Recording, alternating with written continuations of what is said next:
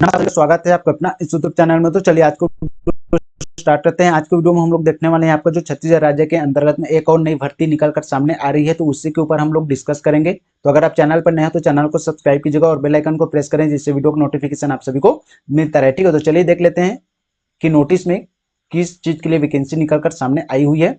तो जैसे कि यहाँ पर आप सभी देख सकते हैं कि आपको जो नगर सेना, अग्निशमन एवं आपातकालीन सेवाएं तथा एसडीआरएफ मुख्यालय छत्तीसगढ़ सेक्टर 19 अटल नगर नवा रायपुर के द्वारा यह भर्ती विज्ञापन जारी की गई है। छत्तीसगढ़ सरकार के द्वारा कब जारी की गई है, तो आपको जो 1/7/2024 को इस भर्ती प्रक्रिया को राज्य सरकार के द्वारा जारी किए गए। ठीक है, जिसके अंतर्गत में आपको जो है नगर सेना के लिए यहाँ पर वैकेंसी निकलकर सामने आई हुई है। ठीक है, तो चलिए देख लेते हैं आपको जो है कितने पदों के लिए निकलकर भर्ती निकली हुई है, ये इसे हम लोग देखते हैं। तो जैसे कि आपको जो छत्तीसगढ़ राज्य के संबंधित जिले के मूल निवासी उम्मीदवार से छत्तीसगढ़ नगर सेना के वेबसाइट के अंतर्गत में दिनांक 10/7/2024 से ऑनलाइन आवेदन आमंत्रित किए जा सकते हैं। तो आपको जो छत्तीसगढ़ नगर सेना की जो ऑफिशियल वेबसाइट है, इसके अंतर्गत में आप लोग जो है ऑनलाइन आवेदन की जो प्रक्रिया है आपका जो 10/7/2024 से इसके लिए जो ऑनलाइन आवेदन जो है इसके अंतर्गत में मंगाए जाएंगे करके यहाँ पर बताया जा रहा है। ठीक है, आगे बात कर लेते हैं आपको जो वर्तमान भर्ती हेतु प्राधिकार।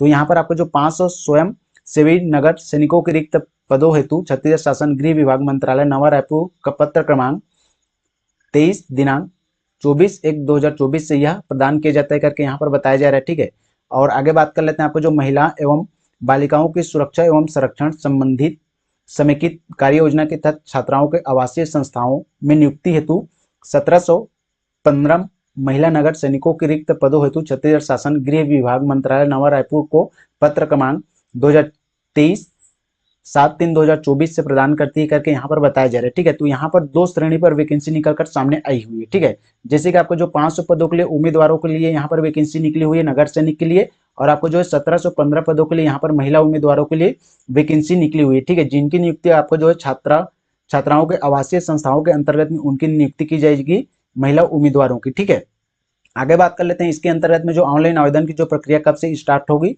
तो आपको जो ऑनलाइन आवेदन प्रक्रिया आपको जो है 10/7/2024 से इसके लिए जो है ऑनलाइन आवेदन प्रक्रिया स्टार्ट होगी, और आपको जो अंतिम तिथि कब निर्धारित की गई, तो आपको जो है 10/8/2024 इसके लिए अंतिम तिथि निर्धारित की गई है।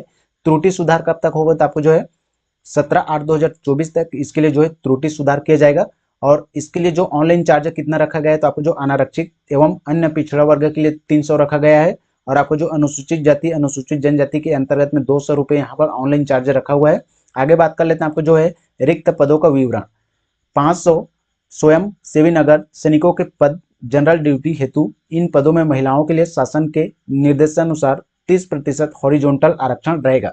तो आपको जो 500 पदों पर जो पुरुष उम्मीदवारों के लिए यहाँ पर वैकेंसी निकली हुई है, इसके अंतर्गत में जो 30% जो पद रहेंगे उसको जो महिलाओं के लिए आरक्षण रखा गया है। यानी कि आपको जो साफ साफ कहने वाली बात है कि इसके अंतर्गत में जो है महिला और पुरुष दोनों इसके अंतर्गत में आवेदन कर सकते हैं करके बताया जा रहा है। ठीक है, और नेक्स्ट आपको जो 1715 पद, यहाँ पर आपको जो महिला नगर सैनिकों के पद महिलाओं एवं बालिकाओं के सुरक्षा एवं संरक्षण संबंधित समेकित कार्य योजना के तहत छात्राओं के आवासीय संस्थाओं में इनकी नियुक्ति की जाएगी। तो जो 1715 पदों पर जो वैकेंसी आई हुई है, इसके अंतर्गत में केवल महिला उम्मीदवार ही इसके अंतर्गत में आवेदन कर पाएंगे, और जो 500 पदों के लिए जो वैकेंसी आई हुई है पुरुष और महिला उसके अंतर्गत में दोनों आवेदन कर सकते हैं करके यहाँ पर बताया जा रहा है। ठीक है, आगे बात कर लेते हैं आपको जो 500 पदों पर जो वैकेंसी आई हुई है नगर सैनिकों के, तो उसके ऊपर जो रिक्त पदों का विवरण यहाँ पर देख सकते हैं कि किस जिले के अंतर्गत में कितने पदों पर वैकेंसी आई हुई है, ये आप लोगों को इसके अंतर्गत में देखने को मिल जाएगा। ठीक है, जैसे कि आप यहाँ पर देख सकते हैं कि आपको जो रायपुर के अंतर्गत में पुरुष उम्मीदवार के लिए कुल 22 पदों पर यहाँ पर वैकेंसी आई हुई है। ठीक है, दुर्ग जिले के अंतर्गत में 24 है, बेमेतरा के अंतर्गत में 12 है, बालोद के अंतर्गत में 9 है, राजनांदगांव के अंतर्गत में 9 है, कबीरधाम के अंतर्गत में 6 है, बिलासपुर जिले के अंतर्गत में कुल 28 है। और यहाँ पर जो है अनारक्षित अन्य पिछड़ा वर्ग अनुसूचित जाति अनुसूचित जनजाति के अंतर्गत में इन सभी जो पदों को यहाँ पर वर्गीकरण किया गया है। ठीक है, आगे देख लेते हैं और भी जिले हैं, जैसे कि आपको जो मुंगेली जिला, गौरेला पेंड्रा मरवाही जिला, रायगढ़ जिला, कोरबा जिला, जांजगीर चांपा जिला, अंबिकापुर जिला, कोरिया जिला, तो इन सभी जिलों के अंतर्गत में 500 पदों के लिए वैकेंसी जारी किए गए। ठीक है, आगे बात कर लेते हैं आपको जो 1715 पदों के लिए। तो यहाँ पर आपको जो महिलाओं एवं बालिकाओं के सुरक्षा एवं संरक्षण संबंधित समेकित कार्य योजना के तहत छात्राओं के आवासीय संस्थाओं में नियुक्ति हेतु 1715 स्वयं सेवी महिला नगर सैनिकों के रिक्त पदों का विवरण यहाँ पर दिया गया है। तो यहाँ पर आपको जो है रायपुर, महासमुंद, बलौदाबाजार, गरियाबंद, धमतरी, दुर्ग, राजनांदगांव, बालोद, बेमेतरा, कबीरधाम, बिलासपुर, मुंगेली, जीपीएम, जांजगीर, कोरबा, रायगढ़। मैक्सिमम आपको जो छत्तीसगढ़ के समस्त जिलों के अंतर्गत में जो 1715 पदों की जो वैकेंसी आई हुई, ये समस्त जिलों के अंतर्गत में ये वैकेंसी निकली हुई है, ठीक है। तो जिसके अंतर्गत में आपको जो केवल महिला उम्मीदवार ही इसके अंतर्गत में आवेदन आमंत्रित कर सकते हैं। इसके अंतर्गत में पुरुष उम्मीदवार आवेदन आमंत्रित नहीं कर सकते। जो 500 पदों पर जो वैकेंसी आई हुई है उसके अंतर्गत में जो महिला और पुरुष दोनों उसके अंतर्गत में कर सकते हैं, लेकिन आपको जो 1715 पदों पर जो वैकेंसी आई हुई है इसके अंतर्गत में केवल महिला उम्मीदवार ही इसके अंतर्गत में आवेदन कर सकते हैं करके यहाँ पर साफ साफ बताया जा रहा है, ठीक है। तो ये सभी डिटेल आप लोग जो है देख लीजिएगा, पीडीएफ हमारे टेलीग्राम पर मिल जाएगा, तो वहां से जाकर आप लोग ज्वाइन हो सकते हैं, ठीक है। आगे बात कर लेते हैं मेन जो इंपॉर्टेंट है यहाँ पर सीधी भर्ती के लिए पात्रता एवं शर्तें। तो यहाँ पर आपको जो है उम्मीदवार को संबंधित जिले का मूल निवासी होना चाहिए, यानी कि आप जो जिस जिले के अंतर्गत में रहते हैं उसका जो है मूल निवास प्रमाण पत्र होना अति आवश्यक है, ठीक है। उम्मीदवार का छत्तीसगढ़ राज्य के किसी भी जिला रोजगार कार्यालय से जीवित पंजीयन होना अति आवश्यक है, इसके अंतर्गत में बताया जा रहा है। वहीं आपको जो वेतनमान यहाँ पर देख सकते हैं, यह नियमित शासकीय सेवक नहीं होंगे, ठीक है। तो यहाँ पर सबसे महत्वपूर्ण बात यही है, यहाँ पर नियमित शासकीय सेवक नहीं होंगे करके यहाँ पर बताया जा रहा है, यानी कि आपको जो नियुक्ति होगी ये संविदा कर्मचारी के रूप में आपकी जो है नियुक्ति की जाएगी, और संविदा कर्मचारी के अंतर्गत में जो वेतनमान दिए जाते हैं उसके आधार पर ही आप लोगों को जो है वेतनमान इसके अंतर्गत में दिया जाएगा करके यहाँ पर बताया जा रहा है। शासकीय नौकरी नहीं रहेगी, बल्कि आपको जो संविदा नौकरी इसके अंतर्गत में आप लोगों को जो है नियुक्ति की जाएगी राज्य सरकार के द्वारा, और वेतनमान की पात्रता नहीं होगी करके यहाँ पर बताया जा रहा है, ठीक है। जैसे कि जो शासकीय सेवक होते हैं उनके जो अलग से जो पेमेंट लेवल रहते हैं उसके आधार पर आप लोगों को जो है पेमेंट नहीं दिया जाएगा, ठीक है। यानी कि आपको जो वेतनमान नहीं दिया जाएगा, जो संविदा कर्मचारियों की जो पेमेंट होते हैं उसके आधार पर ही आप लोगों को जो है वेतनमान दिया जाएगा करके यहाँ पर बताया जा रहा है। जैसे कि आप यहाँ पर देख सकते हैं, इन्हें छत्तीसगढ़ शासन द्वारा समय समय पर स्वीकृत मानदेय या अन्य भत्ते ही प्राप्त होंगे करके यहाँ पर साफ साफ बताया जा रहा है, ठीक है। आगे बात कर लेते हैं, आपको जो आयु सीमा कब से निर्धारित की गई, तो आपको जो है 1 जुलाई 2024 से आपको जो आयु सीमा यहाँ पर गणना की जाएगी, जिसके अंतर्गत में आपको जो है न्यूनतम आयु मैक्सिमम आपको जो है 19 वर्ष से कम और 40 वर्ष से अधिक नहीं होना चाहिए करके यहाँ पर बताया जा रहा है, ठीक है। वहीं आपको जो आत्मसमर्पित अथवा नक्सल पीड़ित व्यक्तियां या उनके परिवार के सदस्यों को नगर सैनिक के पद पर नियुक्ति हेतु समस्त वर्ग के अभ्यर्थियों के लिए अधिकतम आयु 45 वर्ष से अधिक नहीं होना चाहिए करके यहाँ पर बताया जा रहा है, ठीक है। जो नक्सल पीड़ित अभ्यर्थी रहेंगे उनको मैक्सिमम आपको जो है 45 वर्ष के लिए यहाँ पर उनको जो है छूट प्रदान की जाएगी करके यहाँ पर बताया जा रहा है, ठीक है। आगे बात कर लेते हैं शैक्षणिक योग्यता। शैक्षणिक योग्यता के अंतर्गत में आपको जो 10वीं पास होना चाहिए करके यहाँ पर बताया गया है, और आपको जो हायर सेकेंडरी परीक्षा उत्तीर्ण होना चाहिए करके यहाँ पर बताया जा रहा है, ठीक है। यानी कि आपको जो 10वीं 12वीं पास यहाँ पर मांगा गया है। वहीं आपको जो अनुसूचित जाति की अगर बात की जाए तो यहाँ पर 8वीं कक्षा उत्तीर्ण होना चाहिए करके बताया गया है। वहीं अगर बात की जाए आपको जो नक्सल प्रभावित के अंतर्गत में, तो आपको जो है 8वीं पास यहाँ पर निर्धारित की गई है, और आपको जो है 5वीं पास यहाँ पर निर्धारित की गई है। जो नक्सल प्रभावित से संबंधित है उन सभी अभ्यर्थियों के लिए 8वीं पास और आपको जो 5वीं पास यहाँ पर निर्धारित की गई है, ठीक है। और शारीरिक दक्षता के अंतर्गत में बात की जाए, यानी कि आपको जो हाइट की अगर बात की जाए तो यहाँ पर 168 सेंटीमीटर यहाँ पर ऊंचाई रखा गया है, और जो नक्सल प्रभावित रहेंगे उनके लिए जो है 153 सेंटीमीटर यहाँ पर हाइट रखा गया है, ठीक है। वहीं अगर सीना की अगर बात की जाए तो यहाँ पर 81 सेंटीमीटर यहाँ पर सीना रखा गया है, ठीक है। वहीं आपका अनुसूचित जनजाति के अंतर्गत में आपको जो 76 सेंटीमीटर यहाँ पर जो है सीना होना चाहिए करके यहाँ पर बताया जा रहा है, ठीक है। बाकी आप लोग देख लीजिएगा। और आगे बात कर लेते हैं, जैसे कि आपको जो अभ्यर्थी में नौकनी फ्लैट फुट ना हो एवं शारीरिक रूप से अकम नहीं होना चाहिए करके यहाँ पर बताया जा रहा है, ठीक है। तो फिजिकल से संबंधित आप लोगों को जो है अलग से वीडियो प्रोवाइड किया जा सकता है, जिसके अंतर्गत में आप लोगों को बताया जाएगा कि आपको जो शरीर में किस प्रकार की जो कमी नहीं होना चाहिए करके वहां पर आप लोगों को जो है बताया जाएगा, ठीक है। आगे बात कर लेते हैं, आपको जो शारीरिक दक्षता परीक्षा, तो शारीरिक दक्षता परीक्षा के अंतर्गत में पुरुष वर्गों के लिए जो है 100 मीटर का रनिंग रखा गया है, जो कि 25 अंक रहेगा, ठीक है। और 800 मीटर का रनिंग रखा गया है, ये भी आपको जो 25 अंक रहेगा। लंबी कूद भी रखा गया है, ये भी आपको जो 25 अंक रहेगा। ऊंची कूद भी आपको जो है 25 अंक रखा गया है। कुल मिलाकर आपको जो शारीरिक दक्षता परीक्षा आपको जो है 100 अंक का होगा। महिलाओं की अगर बात की जाए तो यहाँ पर आपको जो है 800 मीटर का दौड़ रखा गया है, जो कि 50 अंक का रहेगा, ठीक है। लंबी कूद की अगर बात की जाए तो यहाँ पर 25 अंक रखा गया है। ऊंची कूद की अगर बात की जाए तो यहाँ पर 25 अंक रखा गया है। कुल टोटल जो है फिजिकल आपको जो 100 अंक यहाँ पर होगा, ठीक है। पुरुष उम्मीदवार के लिए भी और आपको जो महिला उम्मीदवार के लिए भी आपको जो 100 अंक यहाँ पर शारीरिक दक्षता परीक्षा होगी, ठीक है।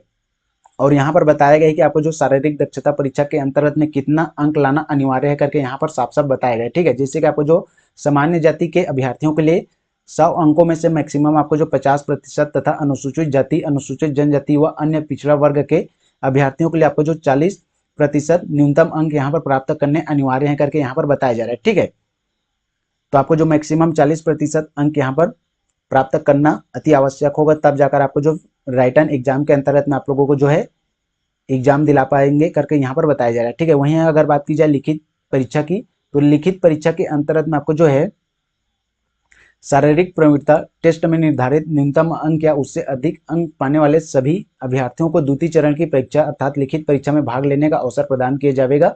लिखित परीक्षा 100 अंकों की होगी तथा इसकी समय अवधि 2 घंटों की होगी। इसमें सामान्य ज्ञान, बुद्धि क्षमता, विश्लेषण क्षमता एवं अंकगणित के प्रश्न पूछे जाएंगे जो वस्तुनिष्ठ प्रकार के होंगे। इस परीक्षा में भी अनारक्षित वर्ग के उम्मीदवारों को 50% एवं अनुसूचित जनजाति, अनुसूचित जाति व अन्य पिछड़ा वर्ग के उम्मीदवारों को न्यूनतम 40% अंक लाने हैं करके यहाँ पर भी बताया जा रहा है। ठीक है, आगे बात कर लेते हैं बोनस अंक, किनको किनको बोनस अंक दिया जाएगा इसके बारे में भी हम लोग देख सकते हैं। जैसे कि आपको जो है जिस विद्यालय महाविद्यालय का कम से कम संभाग स्तरीय विश्वविद्यालय स्तरीय खेलकूद प्रतियोगिता में सदस्य के रूप में पिछले 3 वर्षों में कभी भी प्रतिनिधित्व करते हुए टीम अथवा व्यक्तिगत स्पर्धा में कोई पदक प्राप्त किया हो उसको 5 अंक यहाँ पर दिया जाएगा। ठीक है, नाविक, तैराक एवं गोताखोर चयन समिति द्वारा कौशल परीक्षा उपरांत संतुष्ट होने पर बोनस अंक दिया जाएगा। कितना अंक दिया जाएगा, तो 10 अंक यहाँ पर दिया जाएगा। एनसीसी प्रमाण पत्र धारी को यहाँ पर 5 अंक दिया जाएगा। वहीं आपको जो है ड्राइविंग लाइसेंस, हैवी वाहन लाइसेंस वालों को 5 अंक यहाँ पर दिया जाएगा। नाई, धोबी, कुक, मोची, दर्जी, राजमिस्त्री, प्लम्बर और माली इनमें से किसी एक ट्रेड के लिए चयन समिति द्वारा कौशल परीक्षा उपरांत संतुष्ट होने पर बोनस अंक दिया जाएगा। इलेक्ट्रीशियन, वेल्डर, बढ़ाई का इनमें से किसी एक ट्रेड के लिए अधिकृत संख्या का सर्टिफिकेट प्रस्तुत करने पर चयन समिति द्वारा कौशल परीक्षा उपरांत संतुष्ट होने पर बोनस अंक दिया जाएगा। कितना अंक दिया जाएगा, तो 5 अंक यहाँ पर दिया जाएगा। और आपको जो है उम्मीदवार जो मान्यता प्राप्त संस्था से हिंदी टाइपिंग में न्यूनतम 25 शब्द प्रति मिनट की गति का प्रमाण पत्र रखता हो उसे बोनस अंक दिया जाएगा। कितना दिया जाएगा, तो 5 अंक उनको भी दिया जाएगा। मेन इंपॉर्टेंट बात यहाँ पर लिखा हुआ है, जैसे कि आपको जो उपरोक्त सरल में उल्लेखित 2 या 2 से अधिक योग्यता रखने वाले उम्मीदवार को अधिकतम 20 अंक यहाँ पर बोनस के रूप में दिया जाएगा। ठीक है, अगर आपके पास ये सभी प्रमाण पत्र हैं तो केवल 2 ही प्रमाण पत्र के आधार पर आप लोगों को जो है न्यूनतम 20 अंक ही बोनस यहाँ पर दिया जाएगा करके बताया जा रहा है। ठीक है, और मैक्सिमम बोनस अंक कितना दिया जा सकता है करके यहाँ पर बताया गया है। जैसे कि आपको जो बोनस अंक के लिए अधिकतम 20 अंक निर्धारित है, किसी भी उम्मीदवार को 20 अंक से ज्यादा जो है बोनस अंक यहाँ पर नहीं दिया जाएगा करके यहाँ पर साफ साफ बताया गया है। ठीक है, तो इससे भी आप लोगों को याद रख लेना है। बोनस अंक वरीयता सूची, मेरिट सूची तैयार करते समय ही दिए जाएंगे, इससे पूर्व किसी स्तर पर बोनस अंक नहीं दिया जाएगा। जैसे कि आपको जो शारीरिक दक्षता परीक्षा होने के पश्चात, लिखित परीक्षा होने के पश्चात जो मेरिट सूची तैयार की जाती है, तो उसी टाइम पर आप लोगों को जो है बोनस अंक दिया जाएगा करके यहाँ पर बताया जा रहा है। ठीक है, चयन सूची देख लेते हैं। चयन सूची किस प्रकार से होगा, तो आपको जो शारीरिक प्रवृत्ता टेस्ट 100 अंक एवं लिखित परीक्षा 100 अंक तथा बोनस अंक 20 अंक केवल प्रात्रतानुसार, और कुल पूर्णांक की अगर बात की जाए तो यहाँ पर 220 अंकों के लिए यहाँ पर जो है पूर्णांक रखा गया है। ठीक है, जिसके अंतर्गत में आपको जो है चयन सूची तैयार की जाएगी। सर्वप्रथम सभी वर्गों के अभ्यर्थियों में से अनारक्षित पदों के लिए योग्य अभ्यर्थियों की वरीयता सूची बनाई जाएगी। इस सूची में आरक्षित वर्ग के, अनुसूचित जाति, अनुसूचित जनजाति, अति पिछड़ा वर्ग के अभ्यर्थी भी शामिल होंगे जो मेरिट के आधार पर स्थान पाने के हकदार हैं, एवं अनारक्षित वर्ग के लिए विज्ञापित आरक्षित पदों के लिए पृथक सूचियां बनाई जाएगी करके यहाँ पर साफ साफ बताया गया है। ठीक है, आगे देख लेते हैं आपको जो भर्ती प्रक्रिया कहाँ कहाँ पर संपन्न करवाई जाएगी। तो आपको जो उपरोक्त भर्ती प्रक्रिया आपको जो रायपुर, अंबिकापुर, बिलासपुर एवं जगदलपुर संभागीय मुख्यालयों में भर्ती प्रक्रिया को जो है करवाई जाएगी करके यहाँ पर बताया जा रहा है। ठीक है, आगे बात कर लेते हैं जो आवेदन के अंतर्गत में क्या क्या जो डॉक्यूमेंट्स रखेंगे, ये सभी हम लोग देख सकते हैं। जैसे कि आपको जो है शिक्षा संबंधित प्रमाण पत्र के अंतर्गत में आपको जो संबंधित जिले के मूल निवासी प्रमाण पत्र होना चाहिए, जाति प्रमाण पत्र होना चाहिए, रोजगार कार्यालय के जीवित पंजीयन प्रमाण पत्र होना चाहिए, 2 नग पासपोर्ट साइज रंगीन फोटो होना चाहिए, आत्मसमर्पित नक्सल पीड़ित हेतु छूट की आवश्यकता हो तो जिला कलेक्टर का प्रमाण पत्र भी उनको जो है प्रस्तुत करना पड़ेगा। ठीक है, जैसे कि आपको जो बस्तर संभाग, सरगुजा संभाग के अंतर्गत में जो नक्सल प्रभावित अभ्यर्थी रहेंगे उनको जो है आत्मसमर्पित के अंतर्गत में जो नक्सल और आपको जो है नक्सली पीड़ित हेतु छूट की आवश्यकता हो तो जो जिला कलेक्टर के अंतर्गत में वो प्रमाण पत्र बनवाकर वहां पर संलग्न करेंगे करके बताया जा रहा है। ठीक है, बोनस अंक के अगर बात की जाए तो यहाँ पर जो है संभाग स्तरीय, विश्वविद्यालय स्तरीय खेलकूद प्रतियोगिता में प्राप्त पदक का प्रमाण पत्र, एनसीसी प्रमाण पत्र, ड्राइविंग लाइसेंस, भारी वाहन, हिंदी टाइपिंग प्रमाण पत्र, ये सभी जो डॉक्यूमेंट इसके अंतर्गत में लगेंगे। ठीक है, तो आज के वीडियो में बस इतना ही। वीडियो अगर आप लोगों को अच्छा लगा हो तो प्लीज लाइक और शेयर जरूर करें। साथ ही अगर आप चैनल पर नए हो तो चैनल को सब्सक्राइब कीजिएगा और बेल आइकन को प्रेस करें, जिससे वीडियो का नोटिफिकेशन आप सभी को मिलता रहे। तो चलिए मिलते हैं फिर किसी और वीडियो के माध्यम से, तब तक बने रहेगा हमारे चैनल पर। जय हिंद, जय भारत, जय छत्तीसगढ़।